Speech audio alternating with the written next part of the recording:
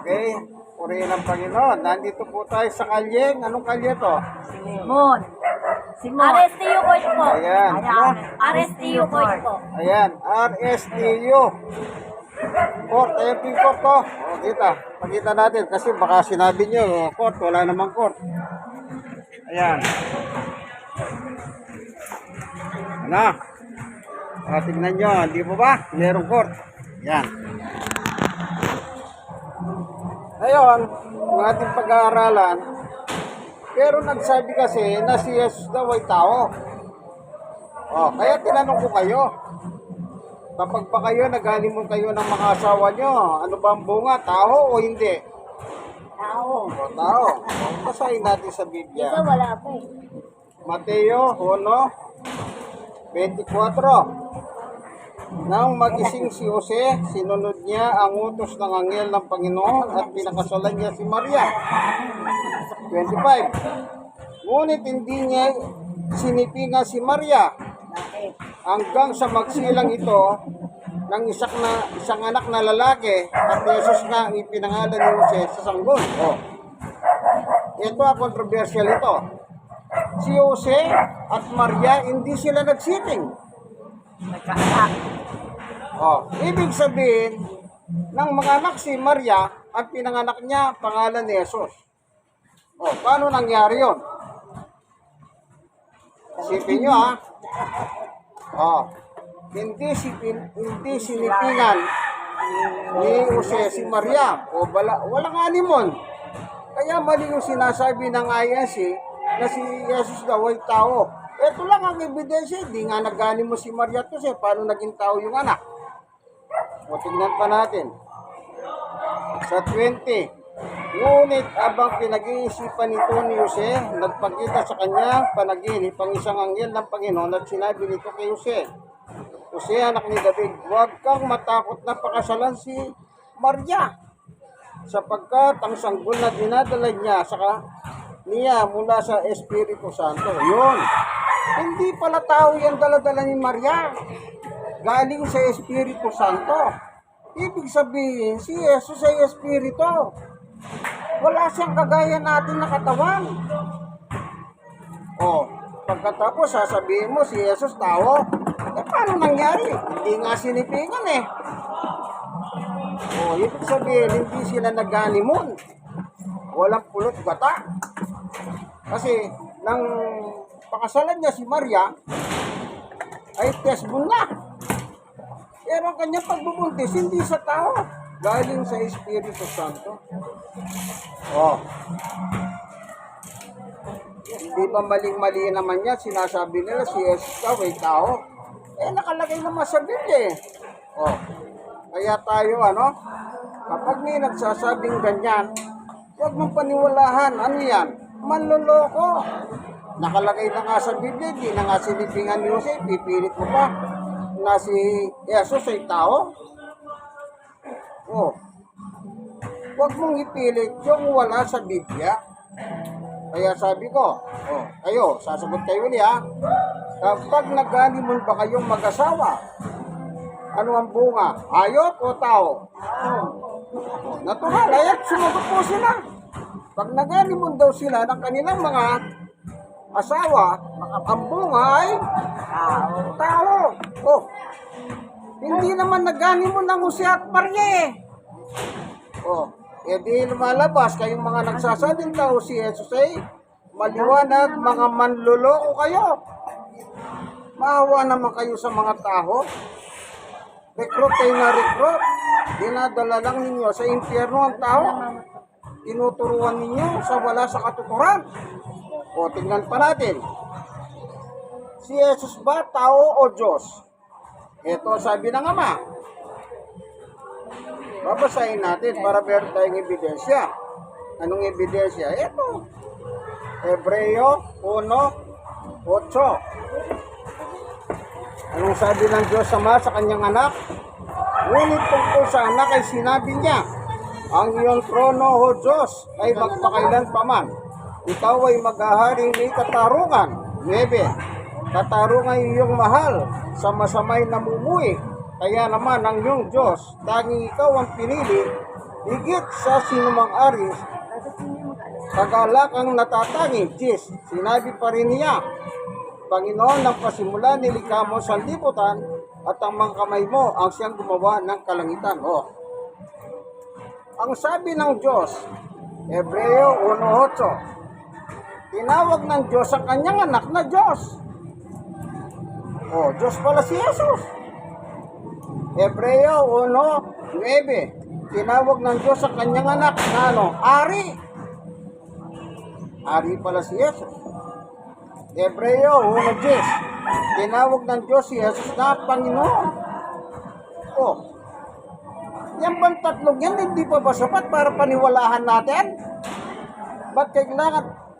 Ako lagi ko sinasabi, maghanap kayong talata na sinabi ng Diyos, ikaw Jesus, tao ka. Ikaw Jesus, nilalang ka. Wala silang may lutang, kaya kumisan, yan ang problema sa kanila. Sabi ko, sige na, magpalutang kayo ng sulat sa Biblia na nagsabi ang Diyos, ang kanyang anak ay tao, ang kanyang anak ay nilalang. Pinatedi na yan.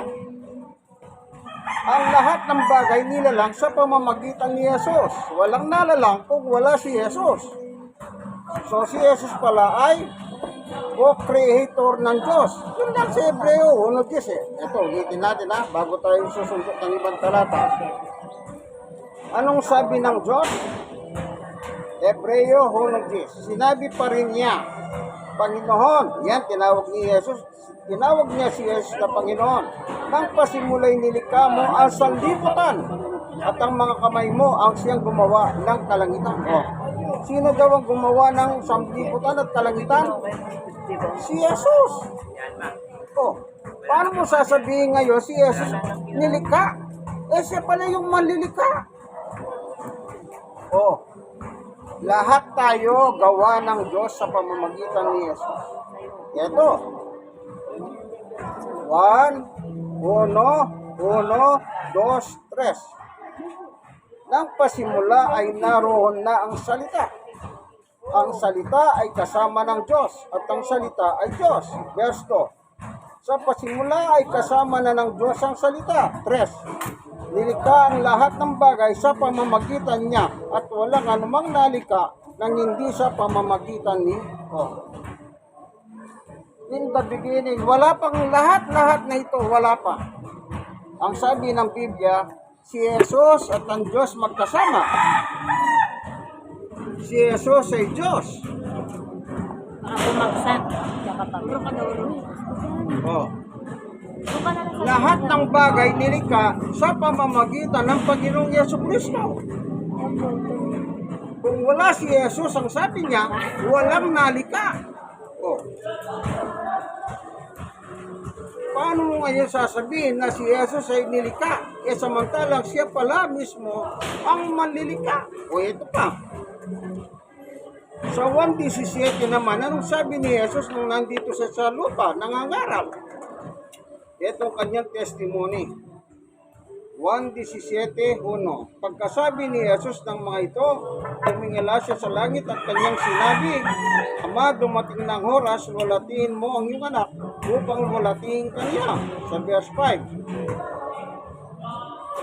Kaya, Ama, ipagkaloob mo sa akin ngayon sa iyong harapan ang kalwalatiang taglay ko sa piling mo bago palikahin ang sanlibutan. Nasaan si Jesus? Nasa piling mo ako. Sabi niya, sa Diyos. Ibig sabihin si Jesus at ang Diyos magkasama pala sa langit. Mismo nagsabi si Jesus, nasa piling mo ako. Hindi ba yung nanay at saka anak, hindi ba magkapiling yan? Sila magkama sila, nasa piling niya. May problema ba ron? Ito pa. Sa 25, makatarungan, Ama, hindi ka... Ito. 24. Ama, sila na ibinigay mo sa akin ang nais ko'y makasama sa kinaroroonan ko upang mapagmasdan nila ang kalwalitiang ibinigay mo sa akin sapagkat minahal mo na ako bago pa nilikha ang daigdig ko. Kita niyo? Bago pa nilikha ang daigdig. Talagang magkasama sila. Ngayon, kung sasabihin mo si Jesus ay tao, sasabihin mong si Jesus ay nilikha, wala ka naman support verse eh. Kasi bago mo patutunayan niya, kailangan kontrahin mo muna yung mga nakatala sa Biblia. Ngayon, sa Biblia, meron nakalagay. Halimbawa, sinabi ni Jesus, nung siya'y nangangaral, natural, nakikita siyang face to face. Anong sabi ni Jesus? Ako'y tao na nagsasabi sa inyo ng katotohanan.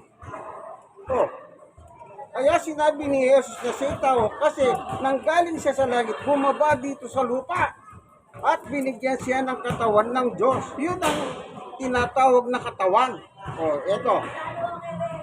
Pero kung ipipilit mo si Jesus ay tao na gaya natin, hanapan mo ng talata, saan nagmani mo si Jose at Jose? Ay Jose at Maria. Oh, kapag meron kang naipakita, nagani mo yung dalawa. O tama yung Biblia. Pero hindi, walang animo eh.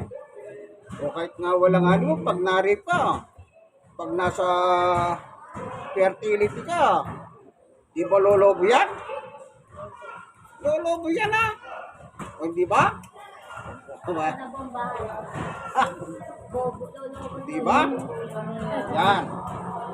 Hindi ko mo sinasabi ni Jesus. Ang nangyari, yung katawan pala ni Jesus, hindi pala galing sa tao. O ito, ayon sa medical study, yung semilya ng lalaki at babae, paglalabas yan, ito yung climax. Pero isa lang ang kukunin doon. Isang piraso sa babae, isang piraso sa lalaki. Yun ang pupunta sa matres. Pero marami similyan lalabas, libo-libo yun. Pero isa-isa lang ang kukunin. Then yun ang magiging bata, anak. Oh. Si Jesus ba may similya ng lalaki? May similya ba ng babae? Si Jose at Maria? Wala. Kasi nga, hindi sila nagsipi. Ngayon, saan naman nanggaling yung katawan ni Jesus? Ito ang sabi ni Jesus. Meron siyang ebidensya eh. Oh, ito sabi ni Jesus. Hebreo 10:5 says, dahil diyan nang si Kristo ay naparito sa daigdig. Kita nyo? Saan daw si Jesus galing? Naparito sa daigdig. Ibig sabihin, meron siyang pinagmulan. Ito, tuloy natin. Dahil diyan nang si Kristo ay naparito sa daigdig, sinabi niya sa Diyos, ang mga panghalay, pati mga andog at mga hayop na handang susunugin, hindi mo ihibig sa dambana dalhin. Hindi mo kinalugdan ng mga handog na sinusunog at ang mga handog upang pawiin ang kasalanan. Kaya tinianda mo sa akin ang aking katawan upang maging handog. Yun. Ang Diyos pa lang naglahan ng katawan. Oh. Hindi yung galing sa tao, bagamat kamukha ng tao yung katawan, may laman at dugo, pero hindi galing sa tao. Yun ay nilahan ng Diyos. Isipin nyo anong dinadala ni Maria? Sa pamamagitan ng Espiritu Santo. Sabi sa 1:20 ng Mateo. Kasi Spirit si Jesus. Wala siyang anyo na kagaya natin. Kaya nung sugoy ng Diyos, pinaganda siyang katawan. Doon yung katawan na develop sa sinapupunan ni Maria. Kaya ang tawag dyan, virgin birth. O, virhen na nanganak. Hindi kagaya ng tao. Kailangan meron mo na siyang makasamang lalaki.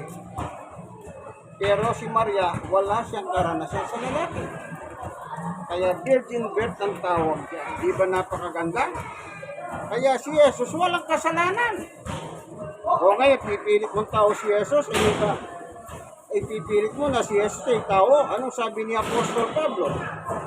Roma 5:12. Ito. Basahin natin ha. Ang kasalanan ay pumasok sa sanlibutan sa pamamagitan ng isang tao at ang kamatayan ay pumasok sa pamamagitan ng kasalanan.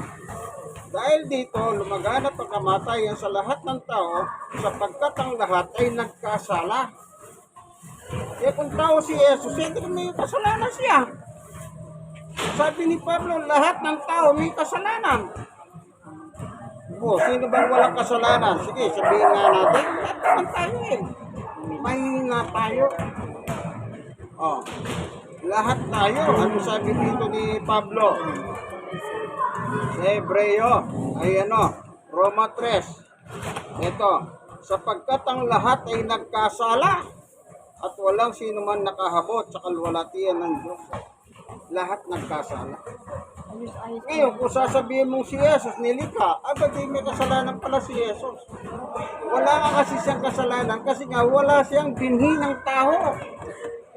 Tayo, mga tao may kasalanan. May binhi tayo ng mga tao, kaya tayo makasalanan. Sabi ni Pablo. Kahit si Pablo, di niya sinabi na ako walang kasalanan. Hindi, lahat sabi niya. Sabihin, kasali siya. Kasali siya. Si Jesus naman tagapagligtas. Kaya nga nilahanan siya ng Diyos ng katawan. Balikan natin.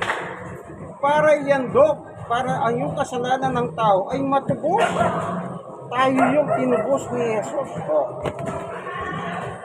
Hebreo 10:8. Sinabi muna niya, hindi mo ninais o kinalugdan ng mga halay at handog na hayop, mga handog na susunugin, at mga handog dahil sa kasalanan, kahit ito'y inihandog dahil sa kautusan.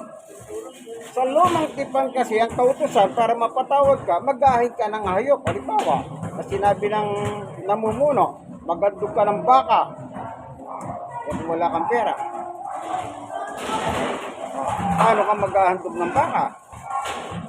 Hindi naman po pwede yung 4 kilo. Ang baka kailangan buhain, papatayin, at susunugin.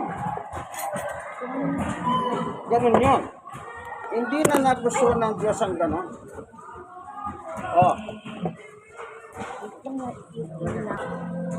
Ayan, sunod. Sa 9, sa kanya'y dinugtong, ako'y narito upang sundin ang iyong kalooban. Sa ganitong paraan, inalis nga ng Diyos ang unang handog at pinalitan ng handog ni Kristo. Ipagpapako sa krus. Noon ang hayop, sinusunog. Kapsapin yan. Tapos susunogin. Yung samyonot, yun ang gusto ng Diyos. Para mapatawad ang tao ng kanyang kasalanan.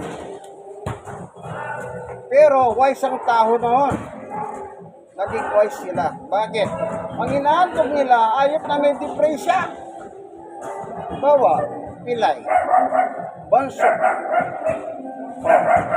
Kung halimbawa kayo yung reyna ng tahanan, mag-birthday kayo, ang bibigay sa iyo, banso. Pilay-pilay na hayop. Masaya ka ba? Ganyan ang nangyari sa Diyos. Kaya hindi na niya kinalugdan yung handog ng mga tao noon. Inalis. Kaya sabi ni Jesus, narito ako masundin ang loob mo. Kaya ilahan mo ako ng isang katawan para iandog. Paano inandog si Jesus? Yung pagpapako sa krus. At sinusok siya rito. Lumabas ang tubig at dugo. Namatay siya. Sabi ni Pedro, sa kanyang kamatayan, dinala niya ang ating kasalanan. Tingnan natin yung sulat ni Apostol Pedro, 2:24. Dito pa nakalagay. Sa kanyang pagkamatay sa cross, pinasan niya ang ating mga kasalanan upang tayo mamatay na sa kasalanan at mamuhay na ngayon sa kalooban ng Diyos.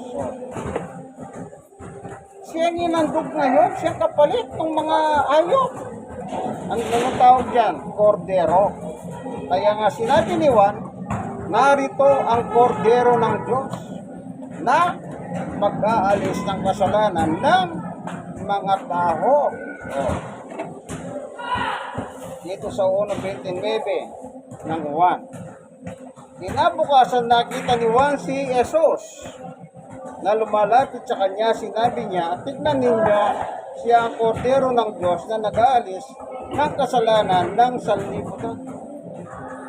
Itinuring siyang hayop para iandog. para lahat ng kasalanan ng tao mawala.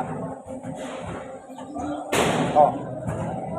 Kung si Jesus ay tao na galing kay Jose at Maria, may kasalanan siya. Pwede mo bang yandog yung makasalanan? Kaya nga iniyandog si Jesus, wala siyang kasalanan. Hindi kasi siya tao. Kagaya ng bintang ng iba, na si Jesus daw ay tao, si Jesus ay nilalang. Kaya pinipilit nilang tao si Jesus para palitawin na nilalang siya. Kasi yung mga tao, gaya natin, ay mga nilalang ng Diyos sa pamamagitan ni Jesus. Oh. Anong sabi? Nilalang tayo sa pamamagitan niya. Kung wala siya, walang nalalang. Oh. Kung wala pala si Jesus, hindi pala tayo nagawa. Hindi tayo nalalang. Hindi lahat ng nakikita natin ay nilalang. Kung wala si Jesus. Oh. Pero hindi nga siya galing kay Jose. Wala pang Jose, wala pang Maria. Si Jesus nun ay nandoon na sa pasimula kasama ng Diyos sa kanyang anak. Oh.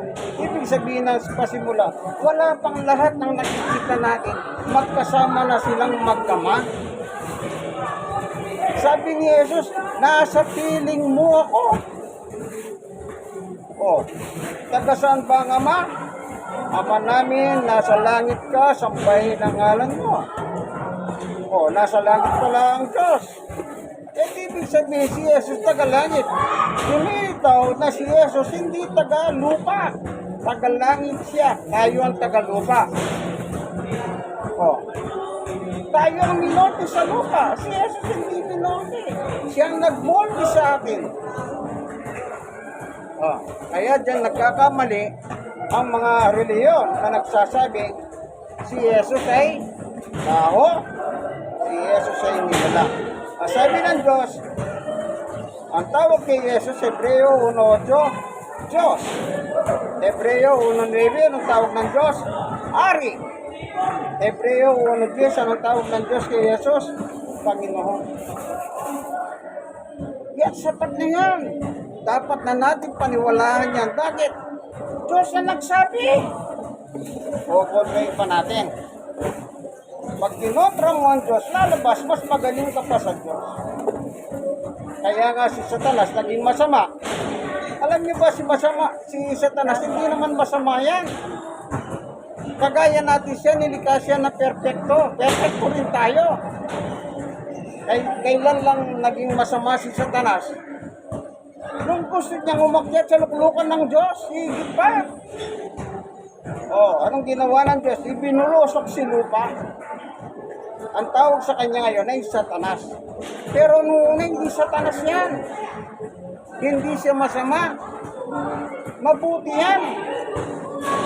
Pero nung magbata si Satanas, yun na. Oh. Tayo ba gusto natin maging gaya ni Satanas na magbata sa Diyos? Lalabanan ba natin ang Diyos? Yan Diyos nagbibigay ng hininga natin. Diyos ang nagbibigay ng lakas natin. Ang Diyos nagbibigay ng kailangan natin. May sakit ka, ang Diyos ang nagpapalakas. O, anay, ilang taon ka na may sakit? Okay, huwag na natin yan, wala daw siya sakit. Isang tao, ito, nakausap ko, ilang taon ka nang may sakit? Ang sabi niya, 5 taon. Anong sakit mo? Na-stroke ako. Bakit ka na-stroke? Pinarusahan ako ng Diyos. O, kita nyo na? Tinanong ko siya, ano ba ang buhay mo nung bago ka ma-stroke? Mahilig ako uminom. Mahilig ako sa bisyo. Kaya ka na-stroke kasi puno ka ng bisyo. Hindi ka pinagalitan ng Diyos kasi ang Diyos mabait. Isipin mo ha, 5 taon ka nang na-stroke, gumagalaw ka, nagsasalita ka, kumakain ka, eh di dapat nung unang stroke mo pa lang, patay ka na. Kung galit talaga ang Diyos sa'yo. Pero 5 taon na, 5 taon kang inaalagaan ng Diyos. Ngayon sasabihin mo pinagalitan ka ng Diyos? Oh. Lalabas. Hindi nagagalit ang Diyos sa mga taong buhay. Ang gusto niya, yung mga taong buhay, magbalik loob sa Kanya. Bago tayo datnan ng kamatayan. Mga bata yan. Kaya kung minsan, alam nyo, ito pinakakalupot eh. Pag malapit ng mamatay, di patawag mo na si Father para masubuan ng ostya. Hindi ba ganyan? Oh. Meron ko na ilan na yung narinig kong ganyan. Ang problema, ostya lang yung binibigay.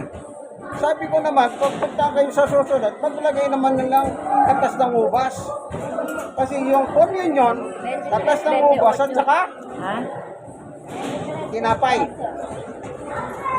Oh, hindi ba? Ano sabi sa Biblia? Oh, this is my blood and this is my body. Oh, body lang. Asan yung blood? Kulang, sabi. Hindi ba? Pag yung pare nagmisa, this is my body, he will give it up for you. Lang sabi na sa Kristan, yung para sa Betes. Pagkatapos, ginuha niyo yung sopa, this is the cup of my blood, it will give it up for you and for all. Thank you so much, you and drink it. Di ba? Pati yung ganun, kabisado ko ng araw yun eh. Para akong pari eh. Tapos, inumin. Tapos sabi ng yung sakritan, lag. Para nagtitinda ng ice cream. Di ba? Oh, bakit ko alam yun? Muntik na akong mag-isa krisan eh. Halos lumaki ako sa simbahan eh. Oh, kaya nakabisado ko yan. Kaya hanggang ngayon, kabisado ko ngayon. Isipin mo, bata pa lang ako nun, elementary. Hanggang ngayon, senior citizen na ako, natatandaan ko pa yun. Oh. Kaya sabi ko doon sa mga matatanda na dinadala sila ng mosya, sabi ko, sa susunod, sabi ko sa kanila, dala naman kayo ng katas ng ubas para maging kumpleto ang communion. Oh. Hindi communion ang tawag doon eh. Bibigyan ka lang ng tinapay. Kulang. Baga sa luto, upcook. O ba tayo napunta ron? Purihin ang Panginoon. Kaya mali po, ano? Yung nagtuturo na si Jesus ay tao. Yung nagtuturo na si Jesus ay nilalang. Wala pong matibay na ebidensya yan kung Biblia lang po ang pagiging pagbabasihan natin. Kung pwede yan, kung kwentong kutsero po pag-uusapan natin o kwentong barbero. Nagaya ng mga iba na sumasagot po sila sa Facebook pero wala po silang Bible verse na inilalatag. Ano po? Kundi yung mga sariling opinion, kuro-kuro, yun lang po ang inilalagay nila. Kaya dapat po bilang mga tao, maging tama po ang ating pananampalataya. Panghuli, nung nangaraw si Pablo, yung mali ay mali. Tignan natin ang sulat ni Pablo. Ito, sa Roma. Pero siyang testimony. Ito testimony ni Pablo ito eh. Oh. Roma 10:1. Mga kapatid, ang pinakananais ng puso ko at dinadalangin ko sa Diyos ay ang maligtas ang bansang Israel. Ito yung mga taong Israelita, no? Dos, sapagkat saksi ako na sila'y masigasig na maging kalugod-lugod sa Diyos, hindi nga lamang batay sa tamang kahalaman. Oh. Hindi tama yung kanilang pagsunod. Kaya ang gusto ni Pablo na sila'y maligtas sa pamamagitan ng ano? Panalangin niya sa Diyos. Pag-pray niya sila na sana sila man ay danasin nila yung kaligtasan na dinanas ni Pablo. Na si Pablo dati makasalanan pero nang sinuko ang buhay kay Jesus, siya ay naging apostol at tagapangaral niya. Oh. Yun din ang gusto ni Pablo na malaman ng mga tao. Yung mali, mali. Kaya dapat itama ang mali. Ang problema, pag tinatama yung mali, nagagalit. O kagaya ng ginagawa ko sa pangarap ko sa mga palengke. Ang dami na nagagalit sa akin. Wala akong magawa. At meron namang hindi nagagalit at meron naman natutuwa. Oh, bakit sila galit? Kapag tinatamahan yung kanilang reliyon. Dapat sabi ko nga, dapat pasalamat nga kayo, nandito ko para ituwid yan. Imbis na magalit kayo sa akin. Oh, hindi kayo dapat magalit kasi nagtuturo lang ako, nagbabasa lang ako ng Biblia. Ibig ba sabihin na nakalagay sa Biblia? Masama, kaya kayo nagagalit sa akin. Oh, ano sabi ni Pablo? Ito, Galatia 4:16. Ngayon, itinuturing ba ninyo akong kahaway? Dahil sinasabi ko sa inyo ang katotohanan. Oh, sa panahon ni Pablo, meron ting galit. Kaya nasabi ni Pablo, sinasabi ko yung totoo, pero galit kayo sa akin. Kahaway ninyo ako. Oh. Kaya lagi ko sinasabi, huwag kayong magalit. Kasi yung galit, ang nagpo-provoke ng galit, walang iba kundi si Satanas. O, yung nakakulong, tanungin nyo, ba't ka nakakulong? O, gusto mo bang makulong? O, ano sagot nila? Hindi. Ba't ka nakakulong? Nagalit ako eh. Yun ang trabaho ni Satanas. Naparito si Satanas para hudyokan ng tao na magalit. Oh, anong sabi ni Jesus? Huwag kayong lubugan ng araw na paglubog ng araw, galit pa rin kayo. Oh. Babala.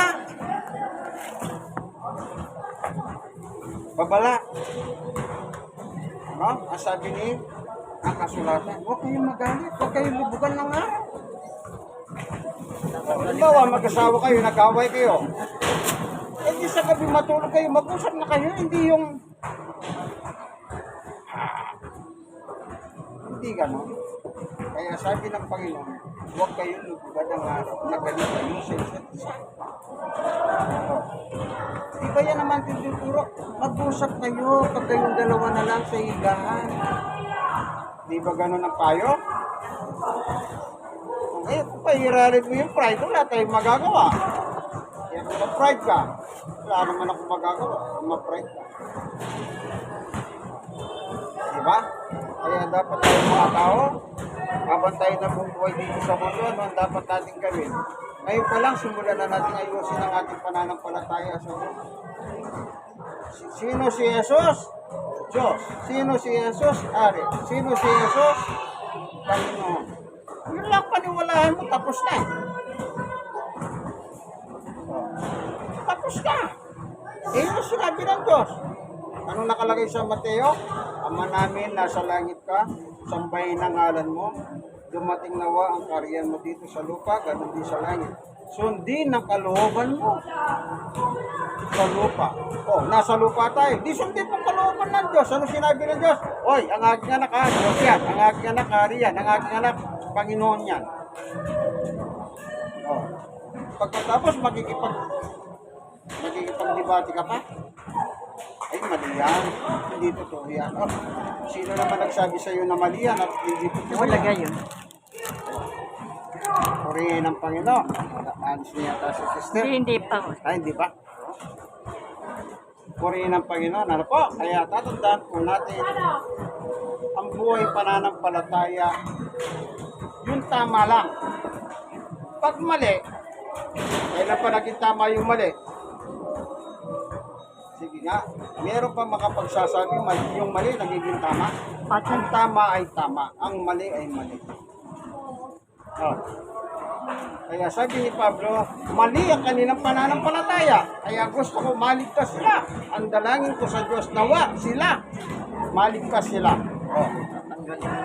Kaya sa panahon na ito, nakikita mo yung kababayan mo, ibang ginagawa, pag-pray mo, Diyos ko, tulungan mo po siya, mabago siya. Oh. Yung bang ipag-pray mo yung kapwa-tao mo, masama ba yun? Kahit kahaway mo, ipag-pray mo. Pero huwag mo naman ipag-pray na, Diyos ko, mamatay na siya. Huwag naman. Hindi, patuloy mong pagpalain. hindi kagaya ng iba. Mamatay ka na sana. Oh? Di ba totoo yun?